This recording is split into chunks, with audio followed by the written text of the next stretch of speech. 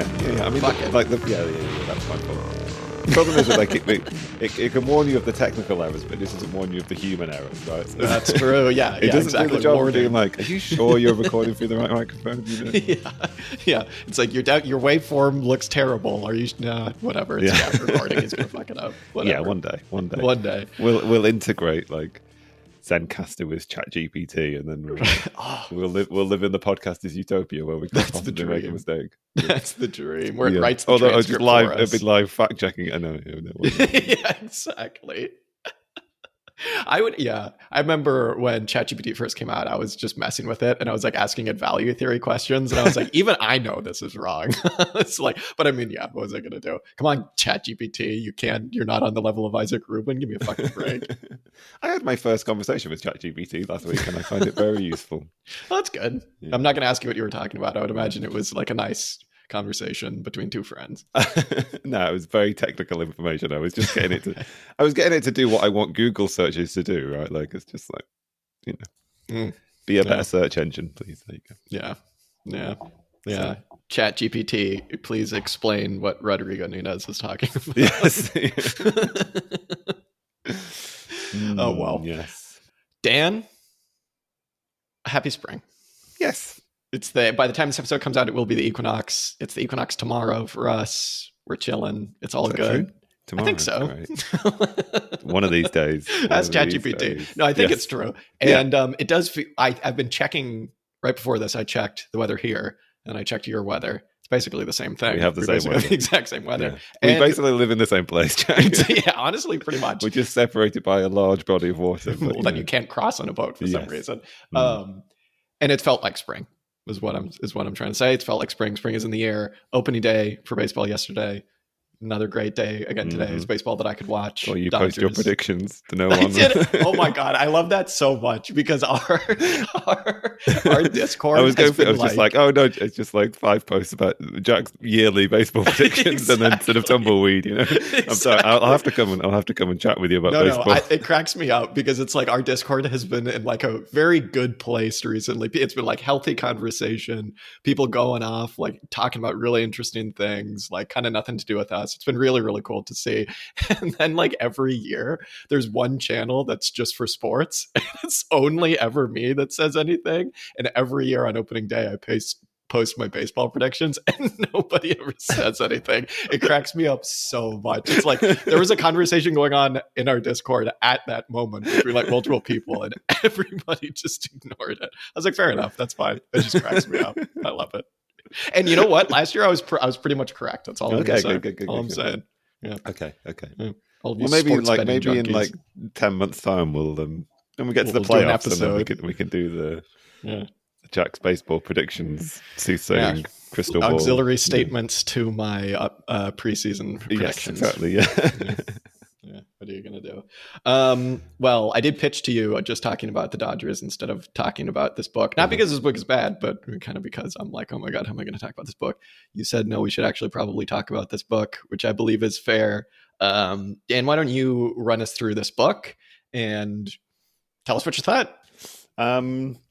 So this week we read a book called Neither Vertical Nor Horizontal by Rodrigo Nunes. I think it's probably quite well known to a lot of people. It came out a few years ago.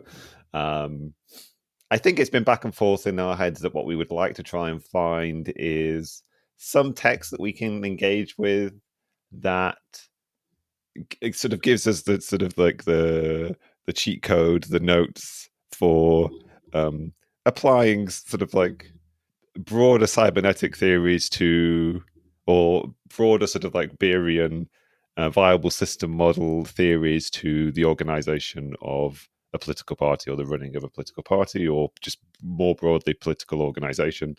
I think this may have been recommended to us perhaps in the Discord or through some other channel. That's how it's drifted into my consciousness anyway. I think it was through you suggesting maybe this is the thing to look at.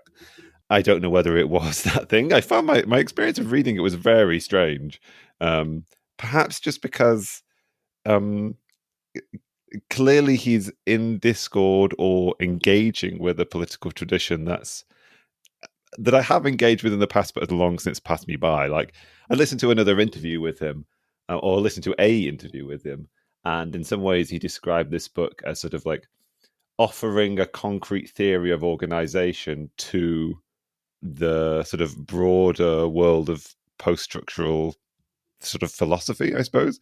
Like I think, I mean, in some ways, I can't quite tell whether he sides in what way he sides when he's discussing particular theorists. But I'm going to go out on a limb and say, like, he has an affinity with writers like Deleuze and Guattari and the sort of like that post-structuralist, sort of like post-68 writing in the 70s grouping. And it was really strange to sort of like have that world be brought back up for me as a real legitimate political tendency worth engaging, I suppose. Now, in some ways, I think in some ways that's a good thing, right? It's made me be like, oh, okay, were those philosophies engaging with questions of organization in ways that are useful and worth engaging with? I mean, I don't think we in this podcast can. This is definitely not our Deleuze and Guattari episode. No, by all means. This is not our Heart and Negri episode. This is not our Chantal Mouffe and Vanessa Leclau episode. You know, like, and it's quite hard in some ways to read this book and like avoid all of those interactions. So for a little while, I was like, "Who is this book for? Why am I reading it? What's happening?" I think there is value in it, and reading around that stuff, there's definitely things to pluck out. There's definitely a theory of political organization worth engaging with in here, but I was cast into another world, another time, another space. A previous trying to year. engage with it as well, I guess. Yeah. I also had a weird experience reading this book because I have never had a Chantal Mouffe era in my life, or a Deleuze and Guattari era in my life, or even a post-structuralist era in my life. I've never really engaged with those things, scholarly or otherwise. And a lot of this book reads like a PhD thesis, where it's like the necessary engagement with prior thinkers on this subject of a very specific subset. But the bulk of this book is, here's what other people think about this. Here's, road that we need to like retread in order to get where I want to go. And then it kind of gets to where he wants to go. And specifically the first half of this book, I was like, oh my God, I found it pretty difficult. That's not like a slag on Nunes or anything like that. That's a slag on me, just because, oh my God, yeah, it's dense. I'll say this book is more dense than I was expecting. Definitely a verso book. And what I will say, my kind of like overarching thing, is that the subtitle of this book is, the title is neither vertical nor horizontal. And the subtitle is A Theory of Political Organization. It isn't really that at all, I would say. I would say that it's more so when it gets to Nunes's like original thought, which is incredibly worthwhile. It is pretty much like, here are some things to keep in mind when you're organizing. Here are some like fundamental tenets for organization, as opposed to like, here's how you build a political model in an organization. But I think part of that is also because of what it means to Nunes to actually build a political organization. It isn't really like the mass party thing, and it isn't really the like anarchist dispersed Occupy thing, hence the title of the book, right? But yeah, overall it was good. Once I kind of got through it, once I kind of reread the sections that I was interested in, I was like, okay, let's see what's going on here. Mm-hmm. Well done. I mean, it's in some ways, the theory of political organization that he's offering is really quite a simple one. And in some ways, you could read it and be like, this is wildly too vague and quite wishy-washy. And like, I mean, it's quite rich with examples. So in that sense, he does a really good job of fleshing out what he is trying to say. But I mean, I think the engagement with prior thinkers is what you say it is. But I think also it's like it's in some ways difficult for him, perhaps anyway, difficult to separate the history of left organizing that he is engaging with from these thinkers that have sort of narrativized that throughout time. I guess maybe it's maybe a good starting point might be to just sort of try and talk about what that trajectory is, because like, and it's one that we're quite familiar with, and I don't know like what your engagement with the kind of like Occupy era movements were. In some ways, this was quite familiar to me, and I sort of like sort of appreciated that engagement. But like, really, he's talking about this broad swath of the history of left organizing, which engages sort of two eras. Really, it's the kind of like the era of the mass political party that we talk about quite a lot, the era of sort of like social democracy and sort of like traditional Marxist organizing in various different ways. Obviously, that was not a homogenous group of thinkers by any means, for sure. And then the experience that sort of like political activists on the left had with the failure of that, and the collection of responses that came about and coalesced as the sort of like 1968 student movement, and then the sort of like and workers movement as well, right? Like 68 was, and then in some ways also like the experience in Italy in the 70s, like also generated new workers movements that conflicted with the sort of like older sort of established trade unions and political parties. But that response of like seeing perhaps the failure of the Soviet Union, the Soviet political project, and a reaction. Basically, what he's fighting against within this book is like a really strong reaction that was had by activists on the left to the idea of organization in its entirety, to the idea of anything of organization being a bad word because there is the danger of it drifting into heavy top-down totalitarianism. And basically what Nunes is trying to facilitate is basically like a working through of those two traditions, both of which in some ways I guess are a caricature, right? When if you think of them as a polarized opposites, and he would readily say, I suppose, that like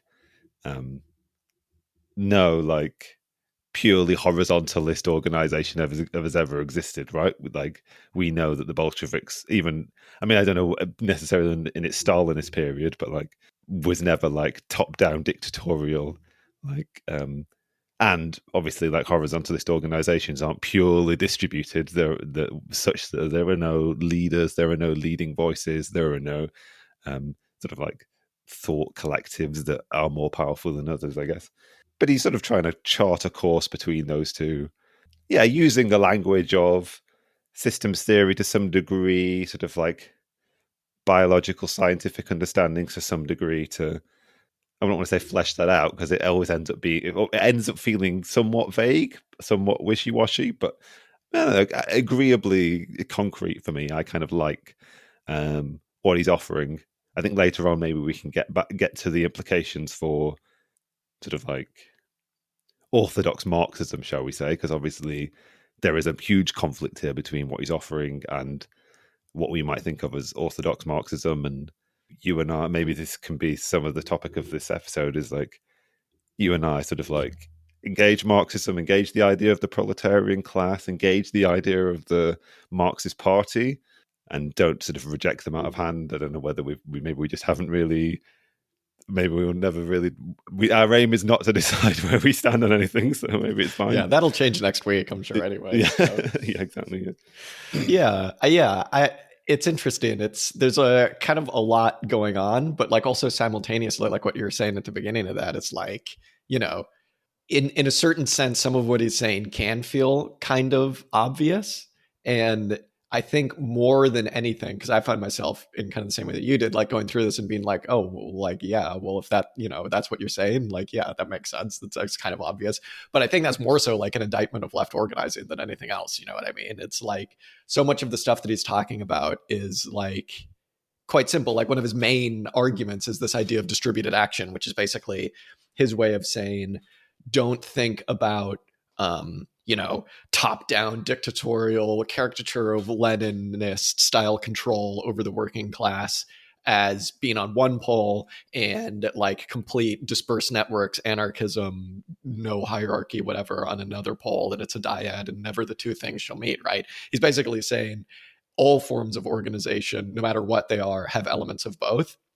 And it's pretty obvious to see, right? Because if you think about like any anarchist mutual aid group, those those generally tend to kind of rely, for better or for worse, on the kind of spare time and like charisma of like a small group of people or like one person. And so maybe it's just a matter of scale on that end. And then like on the kind of, like top down dictatorial control or whatever, the working class needs to do this because it's only smart enough to reach this level of consciousness. So we need to make it get to this level. Like on that end too, it's like the group that he says of, you could characterize as like stereotypical Trotskyists now, like who draw their lineage from 1917, like, well, actually look at 1917, right? Like 1917, it was just a series of uncoordinated, quote unquote, like events that led to workers being organized to kind of like build Soviets. And obviously, Leninists, I can already hear the Leninists being like, oh, actually, that was the Bolsheviks that did that. But like a lot of this was very, quote unquote, spontaneous. And we'll get into the issue with that word here in a moment. But like, and then the Bolsheviks just kind of took power, right? It's like, so basically what I'm trying to say is that one of his main points in this is that you can't think of your organization or any organization as just being one or the other, because all forms of organization have elements of both. And I think that's a really like adult way of thinking about things. But again, just to get back to what I was like originally saying, it's just like, if you were to explain that, if you were to say that to anybody not in the left sphere, they'd just be like, you read a whole book for it to tell you that? It's like, duh.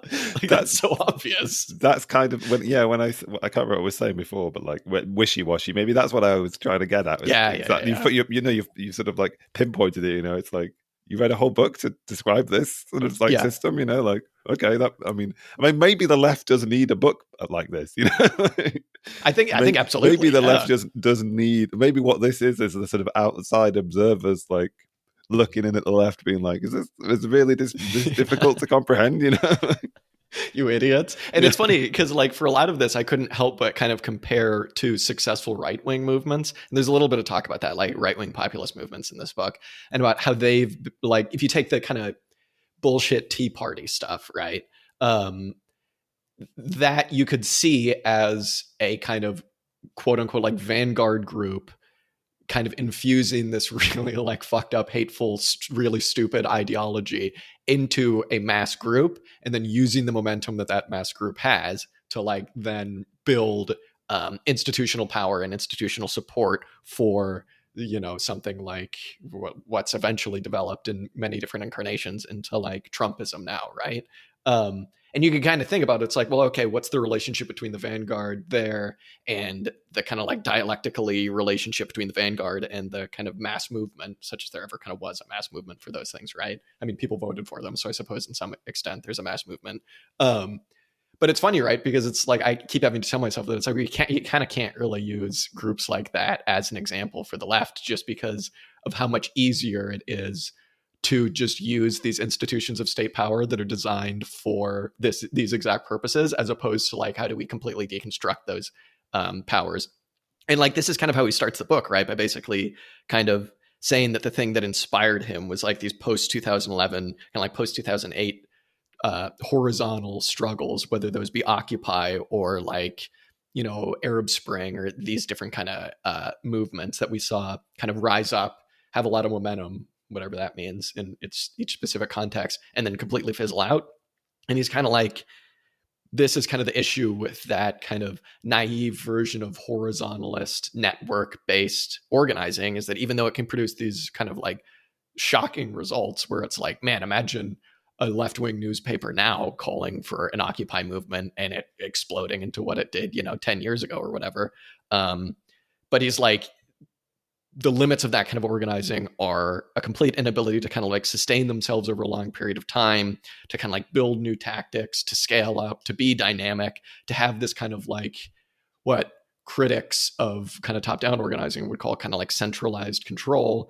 And they're also just like extremely bad with state repression, as we obviously have seen, in places like Egypt and all over with the Arab Spring and stuff like that. And so he's kind of trying to square that with a more approach that is, more vertical. But again, as he would say, it's not a binary. You can't really think of these things as binary. And once you get past that kind of, well, do we just have a small group of people doing a vanguard, or do we have just let everybody do their thing in small groups? and you actually study the way that organizations work and what he calls the broader ecology of kind of like social systems, um, you're able to come to the conclusion that it's like, if you're trying to do one or the other, you're doomed to failure, because that's just not how systems work. That's not how any system works. Why would you expect your system to work like that? Mm-hmm. I wonder, with sort of that, what it immediately made me think of is the idea of like, wait, I don't know. I wasn't sure whether to bring these two pieces of terminology up because they don't actually figure very heavily in the narrative of the book, I suppose. But I'm thinking about these two terms that he has from Spinoza, the sort of like potentia and potesta. Um, one being the sort of like repressive force that's the recourse of the state and anybody in power. And it popped into my head because you were talking about the rights and the right wing and the right's ability to use that kind of repressive force more easily. And sort of what Spinoza's saying is like the weak in society don't really have recourse to that kind of action. All they have is like what Nunes describes Spinoza as saying as having a capacity to act. Um, which I appreciated that breakdown. He's talking about it in the context of his defense of organization and the necessity for organization, but he's sort of like couching organization in terms of a sort of process rather than a form. He's sort of arguing, he's not arguing for a particular form of organization. He's not saying we should have the Leninist party or we should have the sort of like leaderless committee, sort of square count, the council, what are they called? General committee, no, general council of the squares or whatever.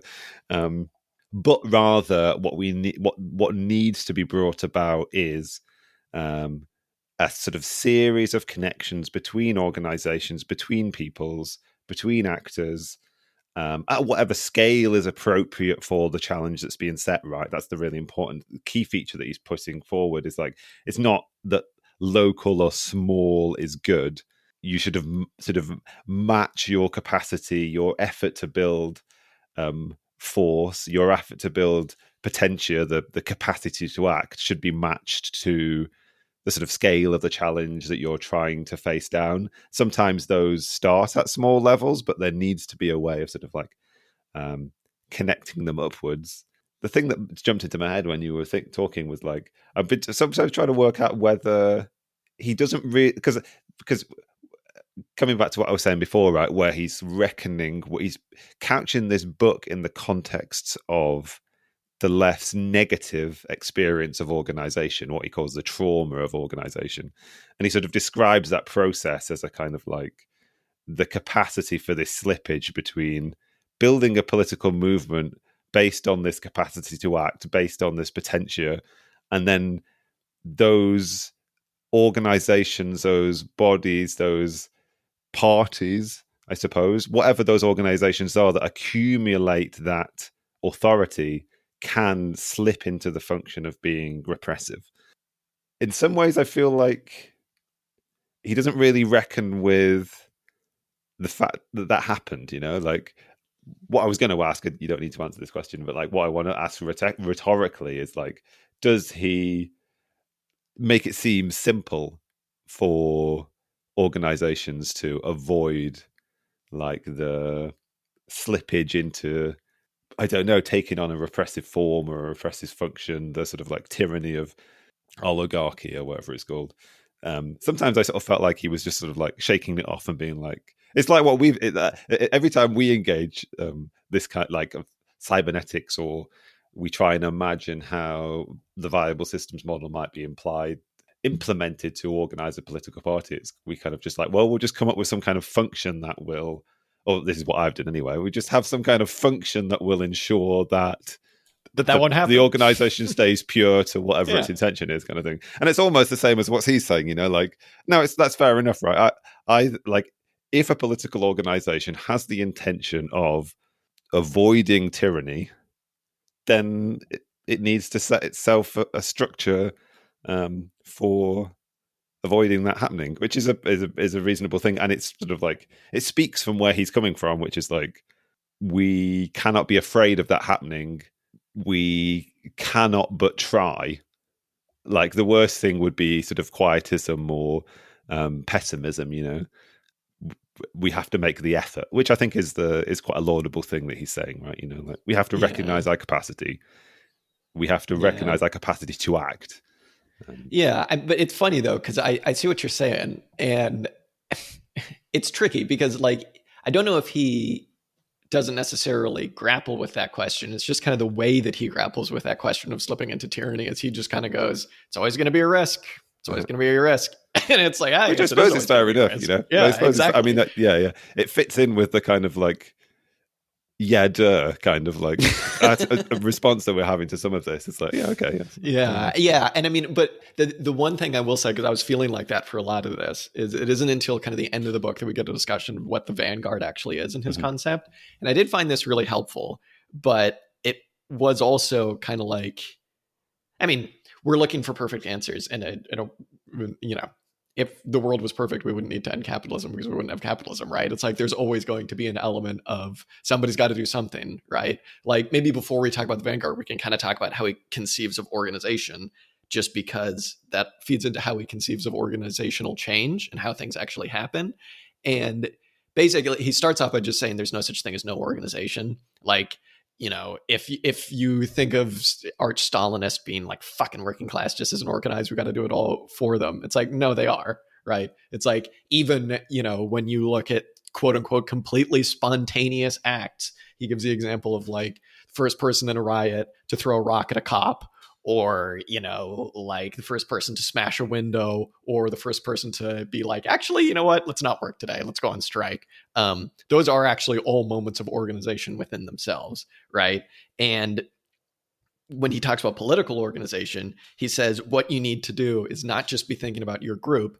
And I think he's pulling really clearly here from like second order cybernetics, like specifically Stafford Beer, where he's like, you need to be thinking about the ecology, or just like the environment that your organization, or that specific type of organization, whether that's a strike or a riot or a demonstration or a group for better buses or something like that, you need to think about its broader ecology, because that's just as much a question of the organization as the quote unquote organization itself. And again, this is another kind of like, oh yeah, duh moment, but it's like realistically, this isn't really ever considered in any organization ever. I brought up, I think, last episode where I just moved over to Ireland and I went to like a socialist discussion group, and it was really good, and I like met some cool people and stuff, but it was pretty clear that there was like no purpose to it beyond just like, I just want to hang out with what literally amounted to 15 other guys, which is just like a classic. But it's just like, the kind of reason I bring that up is because it's like it amounted to kind of something like an echo chamber, because at a certain point we were like, okay, maybe we should set ourselves the task of trying to publicize like May Day, to actually try and get like a big turnout for a May Day march in the center of town. And it was just kind of like, but no one's listening to us. Why is nobody listening to us? And it, again, we'll get into the concept of the Vanguard and stuff here in a bit, but it's like, this is a fundamental just not reckoning with the idea of where we're at in our broader social like ecology and the ecology of different organizations. Because it's like, any city, anywhere right now, you can find a million different organizations for social change, for like progressive social change. The issue, and kind of why I brought up that socialist group, is because it's like when you go to a socialist group thing, it's just like, man, everyone's wrong except for us. You're like, why isn't everyone just listening to us? Why is nobody like, gig workers have the shittiest, most precarious like work existences ever. Trans people are getting harassed in the streets. Immigrants are getting killed and beaten up. It's like, why won't anybody listen to the socialists? It's like, well, what Nunes is saying here is, it's like, don't think about your organization first. Meet people halfway, and kind of like, that should be your starting point. And it's like, obviously, it's like, why didn't I think about that? And there's a bit where this can feel like it's slipping into not quite reformism, and he does answer all of these questions, but it's a really salient point, which is, don't just think that you're Mr. Top Down, I have everything right, because in all likelihood you don't. We certainly don't. And it's also like, why would anyone listen to you if you're just coming to them with what seems like a completely detached, like weird solution for everything? It's like, oh man, I really wish I had like equal rights as a trans person. It's like, have you considered communist revolution? It's like, okay, well, people probably won't listen to you. You know what I mean? It's like, what are you gonna do? It's really difficult, isn't it? Because like I obviously join you in making that criticism. Like we can look at any left sect and really question. Well, the real mistake they're making, as outlined in this book, and as you've just described, is like just not engaging with the broader ecology, as Nunez would put it, in a way which is remotely productive, or like generative might be the way to say it. Like doesn't create any new circumstances. It doesn't harness any potential. Something that, as you say, like it skirts reformism to a degree, because I'm not sure from reading this book how you know where you draw the line. I suppose because there isn't ever a line, right, between me having the correct socialist line and sort of the next ring out from me, where like there's all the other sects that sort of like disagree a little bit, but they're in broad alliance with me. And then the next ring out is sort of more progressive, bordering on liberal, maybe adjacent to the Labour Party kind of thing. And then the next ring out is like, here's people who are like, probably vote Liberal Democrat, but like might broadly consider themselves to be progressive. I suppose it just, in all circumstances, it depends on the moment in time, what you're attempting to achieve, where as I say, where you draw the line in determining what's inside and what's outside in a way that you can stomach, I suppose. But I really appreciate the language of ecology. It's a really, as I say, like open, but sort of like quite. It creates circumstances that seem generative of possibility, rather than sort of ossifying people in their little boxes, and I hate these guys and they hate me and we all hate the other people, and like Yeah, sort it's of just a question of reveling what in that our change like being is. losers. Yeah, exactly. Yeah. But the thing is like, to tie it back to what you're originally saying, it's like it's a question of what that change winds up being, because like he starts this by saying those post 2011 horizontalist groups, that kind of organizing could never contend with the truly existential issue of climate change, which we need to be organizing for right now. And then by the end of the book, he's kind of like, so like distributed action is really the only way to go, and meet people where they are, meet people halfway between where they are and where you are, and always try to push them. And it's kind of like, man, like he's probably right. That's so scary. It's like, man, is that really the best possible way to organize in face of this, like, and to say nothing of like heightening imperial tensions, Yeah, all of this stuff. It's like just like, bro, oh we've got, man. we got to fight climate change and an extinction level event that we're generating on our planet, and we have to begin that by talking to our neighbours about the infrequency of bin collections Exactly. organised by the local council. But tell them that would be solved under socialism. Yeah. It's like, and it no, raises you better another not issue. say that. You've also Yeah. got to not say socialism. Yeah, exactly. Yeah. It was funny because he does kind of say there's like a 3-stage kind of thing where it's like, meet people where they are, their immediate crises of social reproduction. And then if that's like trains or something, be like, we should have cheaper trains, or they should run on time. And then like, maybe we should take this into public ownership, or we should have communism. And it's like this very linear development of like, yes. Which I joke and laugh and, point fun at it, but like, I broadly agree. And when it comes to like how you actually engage people, it's like, I mean, it's horribly depressing, but like, and I guess in some ways you can jump quite a long way, because people's understandings, people's preconceived ideas are actually quite nebulous and like go in all sorts of directions. So I suppose you can sway people. You can get you can get to communism quite quickly. Yeah, exactly. Honestly, like most normal people, they're like settled politics that's, when they're not being perturbed in one way or the other by just like extreme ideology, it is something like socialism. It's, it's pretty close to like, God damn it, I really wish my manager wasn't involved. We could all do this so much better. Like, that is kind of just the natural organization. Like, that's something we got going for us, I think is all I'm saying. But all of that stuff kind of speaks to, really kind of like the big issue if you're kind of trying to skirt this dyad of verticalism and horizontalism, which is that question of like meeting people halfway between you and them. And it's like, you know, to go back to what you were originally saying, like at the very beginning of this episode, is like, to me, it's just like somebody's still got to decide what that line is, and somebody's still got to decide where halfway is and what the correct line is to take. And I think Nunes, like rightfully so, is just going to be like, yeah, that's just what organizing is. That's always going to be a fear. That's always going to be an issue.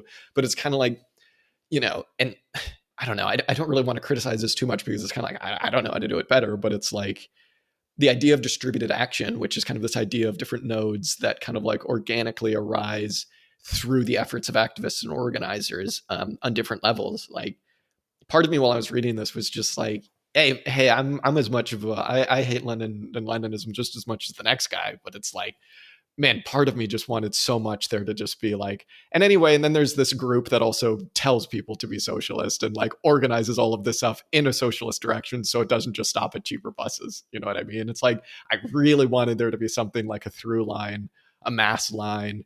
And I guess Nunes is saying is that will arise eventually. But man, I was hankering for a good I don't know, party diktat. You know what I'm saying? Yeah, I Like, mean, my fear is that it's not there in his thinking. mm, mm. And my fear for that comes from how he talks about the idea of revolution. And he sort of he gives a sort of charting of the idea of revolution throughout sort of modern European history, I guess, modern European thinking, modern meaning like broadly aligned with capitalism, I suppose. But he sort of comes down to like not even a broad criticism of what we might take to be like an orthodox Marxist theory of revolutionary change, but almost starting from the point of like nobody believes us anymore, so like by virtue of that fact alone, it seems to be objectionable kind of thing. But like, just to say on that, did anybody ever believe that? Like, I'm not What? like, I think thinkers thought that, but I don't Mhm. think anybody, like, I think when people, like when bread lines explode and when they storm the Bastille, it comes from very much a Yeah, nihilistic place. yeah, Like, yeah.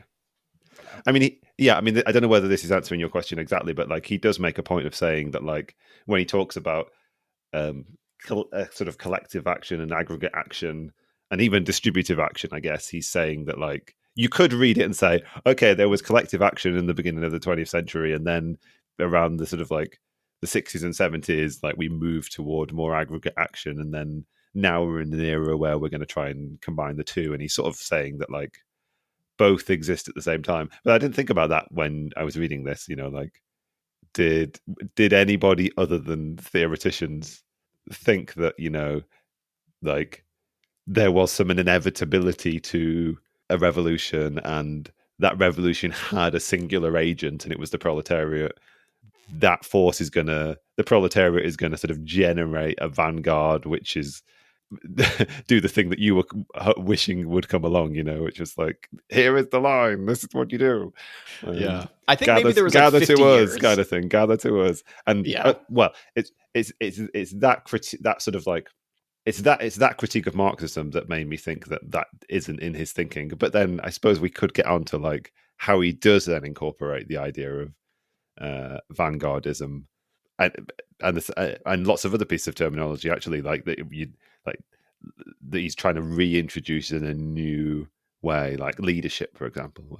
And anyway, the use of function, which I quite like, because we've talked about management function quite a lot when we've talked about cybernetics in the past, but he has some other functions. But yeah, cool. That I think is one of the best parts of this entire book is when he starts talking about the vanguard, because on one hand it's a defense of this term, but on the other hand it's like a complete reworking of it, honestly. Mm-hmm. And I mean, like maybe if you had a charitable reading of like Lenin's kind of earlier stuff, his social democratic era stuff, like it's pretty kind of similar to what he's talking about. Because if you think about like the vanguard in a military function, it's just like it's the people that go up front, they kind of scout things out, they clear out a spot for everyone else to join, and then everyone else joins them. That's the point, right? Mm-hmm. And so he is doing exactly what you're saying. He's saying that all organization, first of all, like has a vanguard. It just kind of does. Like something needs to spark. organizing, even on like a interpersonal level, like on a personal level even. And so when he talks about the vanguard and specifically leadership not as a role, he says it's a function. And this is kind of like a good way to get around the accusations of a lot of left-wing organizing being kind of top-down, dictatorial. This is why nobody listens to us, because, you know, we're the only people that are right or whatever. Because, you know, if you think about kind of orthodox Marxism views of the vanguard and of the role of kind of the communists, and I don't really want to say that this is actually what Marx thought, because I don't think it is, but it's like this idea of this hard belief in historical necessity of the role of the proletariat, and thus the historical necessity of the role of the vanguard.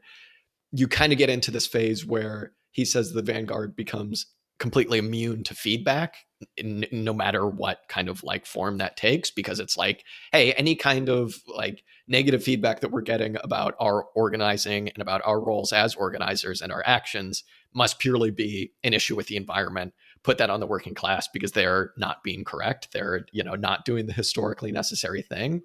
And Nunes is saying that's wrong. You can't think about yourself as historically necessary, whether you are or not. Because he's kind of saying, you know, we got to get to communism one of these days. That's a necessity if we want to continue to exist. But you can't think of yourself as an organizer as, you know, I am doing the thing that is required by everybody.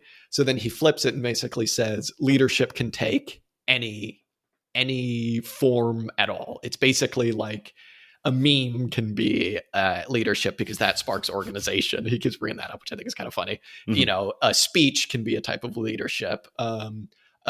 Bringing people together to have like a combined demonstration, something that sparks a riot. All of those things are different forms of leadership. So you need to think of leadership and the vanguard as this thing that circulates, because like, let's say there was this perfect world of distributed action that he's talking about, one organizing clique that's operating in this broader like left-wing political ecology, right, might be organizing in a way that really attracts attention from the broader working class, in a way that in a couple months it might be another group. You know, the thing that everybody is concerned about might be like, you know, gig workers, or it might be like low pay, or it might be strike action, or it might be like International Women's Day is coming up, right? And so it's this leadership, and the role of the vanguard is something that it's a function, first of all, then it's a function that circulates. And I think that's a really good way of thinking about it, right? You know, in a perfect world, I think that is definitely how it would operate. And that might be the world that we're living in now, honestly. But, you know, it still maybe doesn't kind of get to the point of like, what about if it doesn't circulate? Yeah, I mean, that's what I was just thinking, you know, like as soon as I imagine this situation where one organization or one person finds themselves in the position momentarily for a period of time appropriate to whatever the end that's attempting to be achieved is, finds themselves in a sort of like leadership role, how do you then create a culture in the ecology, I suppose, which allows for that to pass? I mean, it can pass, right? Like organizations and peoples go out of favor, leaders go out of favor. And I suppose like far more important is to see the agent as being the broader populace, the broader ecology, rather than any particular organization, right? Like if the quote unquote like Communist Party has success and then is forced into some kind of retreat, not that one exists, but you know, such that that's circumstance with the case, like if your conception is we have to build the vanguard party and that's the only way to achieve revolution, that would be catastrophic. Whereas if you've got a sort of broader political ecology where we accept that like leadership circulates, generative spaces move, but I don't know how. That's the question for me then, is how do you instill that into a political culture? How do you get beyond fixating purely on my organization, you know, probably by being part of lots of organizations, or having good contacts with different organizations, you know. Yeah, still, I mean, this is the stuff though that just makes me like a full-on councilist, right? Because it's like, well, what is the one type of organizing that is capital S socialist, that is just you building organizations and just giving it to people, and they have the power. As soon as that organizing happens, they have the power. And this is a type of organizing that doesn't exist and hasn't existed for a long time. But hey, it probably will one of these days again. And it's just organizing workplaces to be democratic and to actually be functioning as like, you know, I mean, ideally in today's world, it would be like international, but that's a pretty hard thing to do just because of like logistic change and things like that. But the only reason I bring that up is because it's like, it's a lot easier to be the, you know, commissar of bus fares with the socialist bus fare organizing groups, and it's not particularly easy to be the commissar of Soviets. And that might just be a completely empty thing to say, especially in 2025. It's a funny idea. But Sorry, you know, yeah, hey, I don't know. I don't know if we're gonna, if/when we're gonna see the conditions arise for that type of organizing to be particularly possible anymore. And hopefully it happens without a big collapse like it has in kind of the past. But it's just kind of a passing thought. There's something that's like therapeutically liberating about this, whereby it creates a circumstance for getting out of this sort of troubling cul-de-sac you can get into, where I sometimes anyway, like, imagine myself as, well, you know, I'm not an activist and I don't really do very much activism or engage in that kind of thing. So I'm you're doing some today. Alienated theoretician, really. Not a very good one at that. But I can imagine you can find yourself in quite an alienating position where you're like, I'm a member of this outside grouping which hopes somehow to radicalize, create sort of like united consciousness in a class of people, the proletariat. Sort of they're separate from me, and I'm an outsider. Now you could hold much closer to the language of orthodox Marxism and still find a way out of that sort of like alienating situation, I suppose.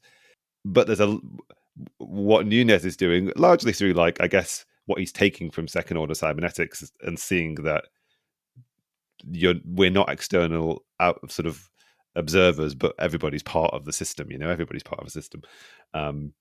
But in sort of separating his political analysis from the kind of like the sort of teleology of Marxism, the requirement to have a certain class be the agent, it's kind of like it's creating a way of engaging in politics which feels more free, feels more possible, I suppose. I don't know whether that makes any sense, whether you resonate with that. Well, I don't know. I think that's always something that I'm kind of that I always grapple with in a lot of these political organizational debates, because it's like so much of it is just so vacuous and empty. And this was a really good way of being like, now here's what you would actually have to do if you want to be politically active.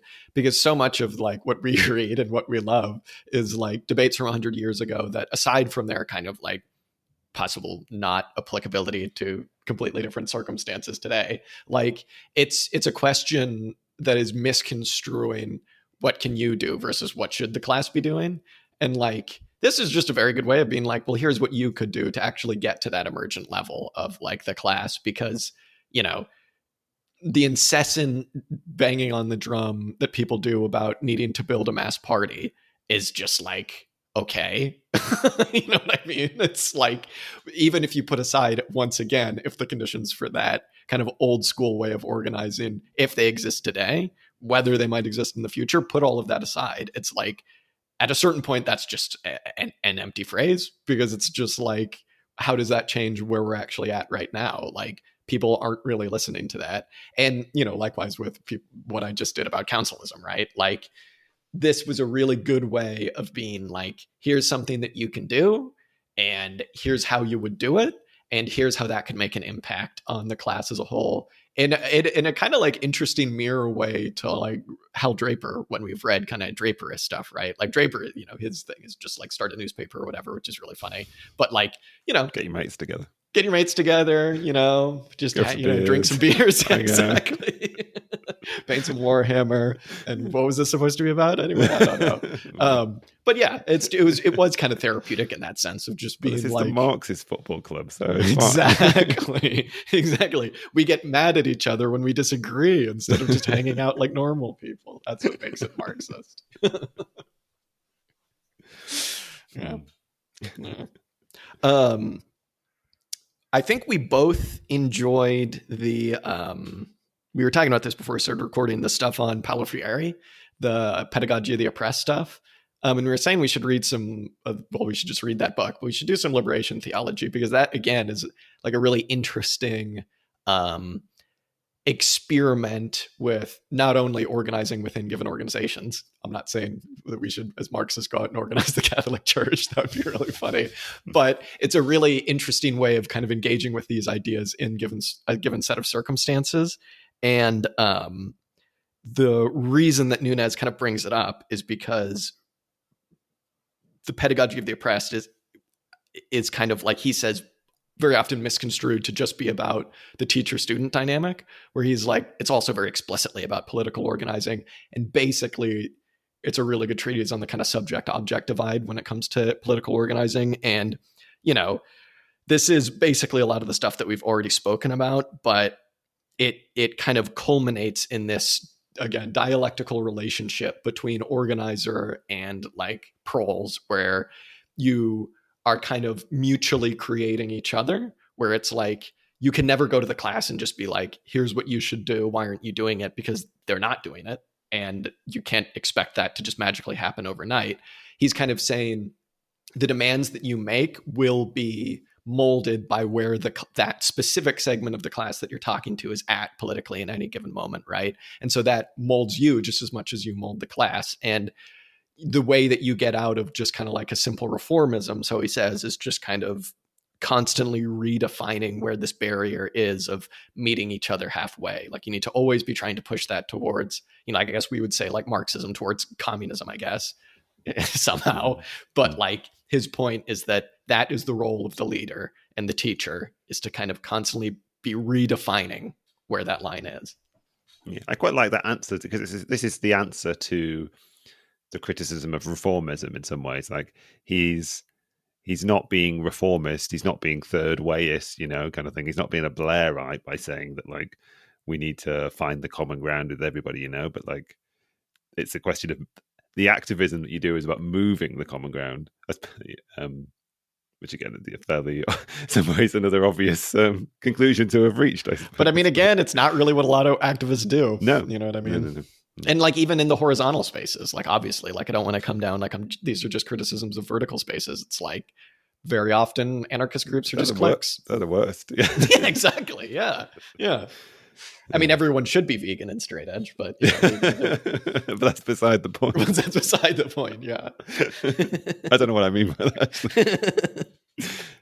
Yeah, I mean, it's this idea which I really thought was very, very wise in this book, where he redefines what it actually means to be radical, because he's like, if you just have this global, totalizing, monolithic, set in stone idea of what radical is, you have to be building councils. You have to have this specific idea on value theory. If you're like, queer liberation group isn't full of communists, you're doing queer liberation wrong. He's like, that's really incorrect. And not only is it wrong, it's just not going to lead you anywhere organizationally if you're trying to like organize the spontaneous energy, which is obviously there. He basically says being radical is always relative to a given concrete situation. So the keys there are that it's always relative, and that it's relative to a specific thing, right? Like, you are radical because you're the person coming in and being like, you shouldn't have to give in to these strike demands.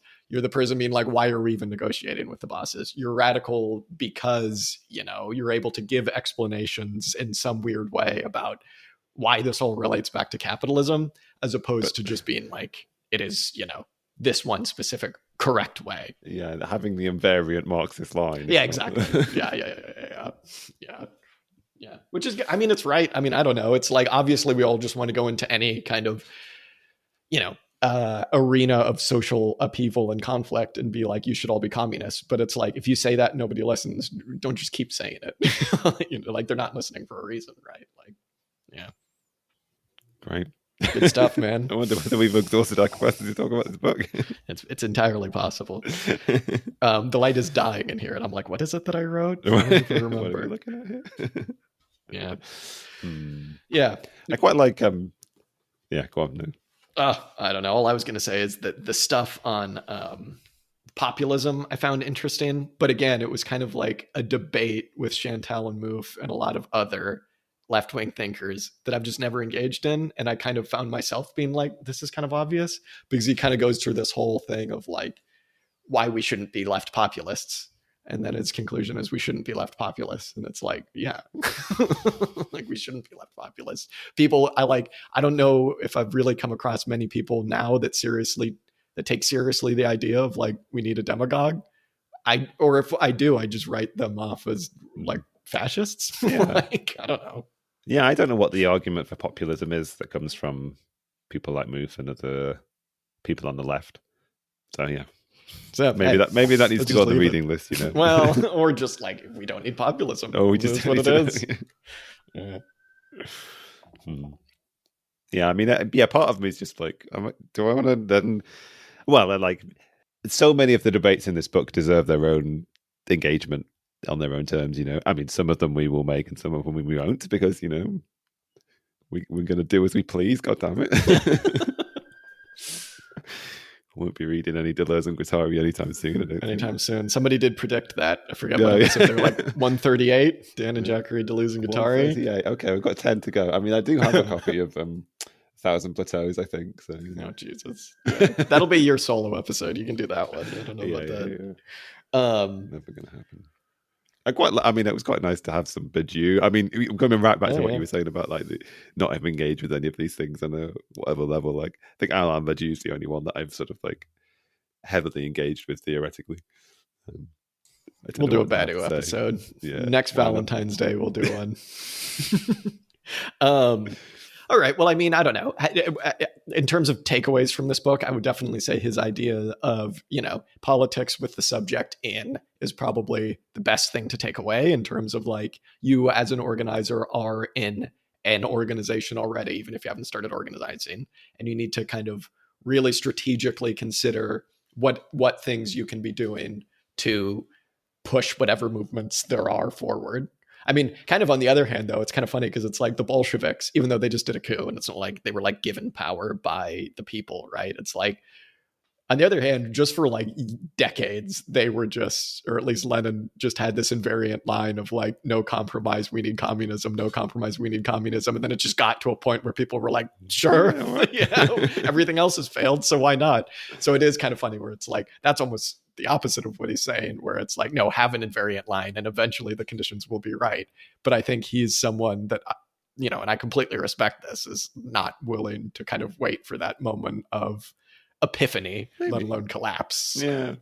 I mean, my perspective on Lenin and Bolshevism has sort of become, I don't know. I don't really know the history well enough to say concretely. Like, I feel quite sympathetic to the idea, the work done by the early Bolsheviks in engaging the emergent working class of Russia and sort of like growing with them and learning from them and educating. But there's a point when he talks about Lenin versus Luxemburg in this a little bit, and it's in the context of him critiquing the idea of self-organization, in some ways the idea of like spontaneity or the kind of like horizontal idea of this book. And I think he's sort of criticizing Luxemburg in some ways in her writings on the mass strike as being the one who's very kind of like, being on the side of spontaneity for one, or from being on the side of self-organization. But he's sort of like, he speaks more favorably of Lenin and sort of like how he imagines like the working class having a certain limit, like having the trade union consciousness as its upper limit, without having the sort of radicalizing engagement with the vanguard. And in some ways, like, Nunes is more favorable to Lenin than he is to Luxembourg in that debate, in that discussion. There's a point, I think it's in the conclusion where this week, I think he kind of describes his politics as being second order cybernetics meets Lenin kind of thing. He uses the phrase networked Leninism, which almost gave me a stroke when I read that. I was just like, I don't know what any of that means really, but one thing I thought was so funny in this is when like a lot of the beginning is like, okay, we're going to go through all of these, specific debates that people have already had on a lot of these different ideas and all of this different stuff. And then like it literally gets to the point where he's like, and here's my take on Bernstein and revisionism. It's just like, of course, this wouldn't be a left-wing book if there wasn't, and here's my take on Bernstein in here somewhere. And to be fair, his take on Bernstein was very good. It was very similar to kind of earlier ones that we've come across kind of actually recently about like him acting probably pretty rationally from a given set of assumptions. It's just about those assumptions being wrong. But that was just so funny. It's just like, we're talking about, how to organize in the 21st century. Here's why Bernstein was wrong. It's like, kick him while he's down.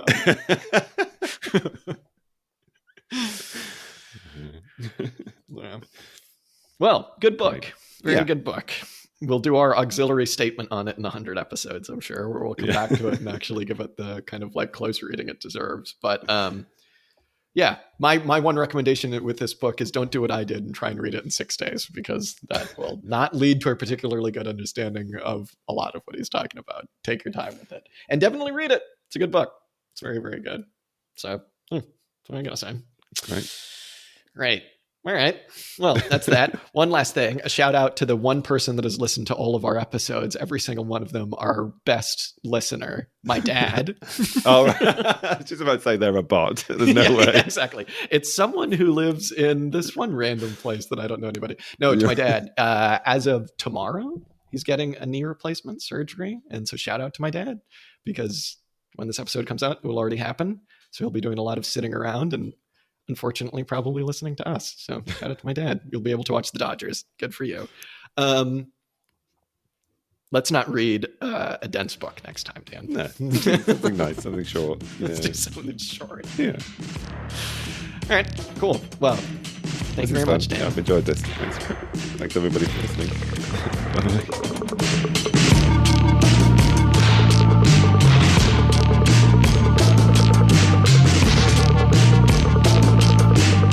Hey everybody, Jack here. Thank you so much for listening to this week's episode. The song that you heard on this episode is Music to Kill Bad People To by King Gizzard and the Lizard Wizard. You can go ahead and check this song out much more on their Bandcamp at kinggizzard.bandcamp.com. If you want to go ahead and get in touch with us, chat shit, tell us that we're wrong, whatever you want to do, you can go ahead and do that at auxiliarystatements@gmail.com. You can just send us a message there, or you can get in touch with us on Twitter, on Discord, on Instagram. You're a smart person. You can find these places. We got a YouTube. We post stuff there as well. Sometimes we stream. Thank you so much for listening. Till next time.